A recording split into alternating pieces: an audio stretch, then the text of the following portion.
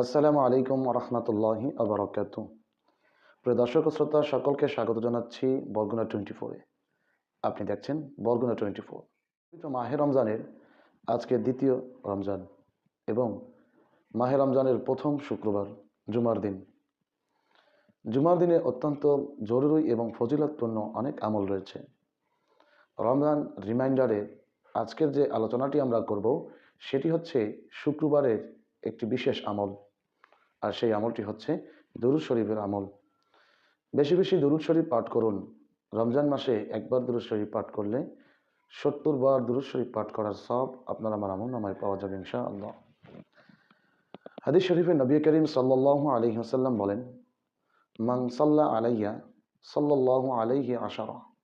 যদি কেউ আমার উপরে একবার দুরূদ শরীফ পাঠ করে, আল্লাহ তাআলা তার উপরে 10টি রহমত নাজিল করেন, 10 বার দুরূদ পাঠ করেন। সুবহানাল্লাহ।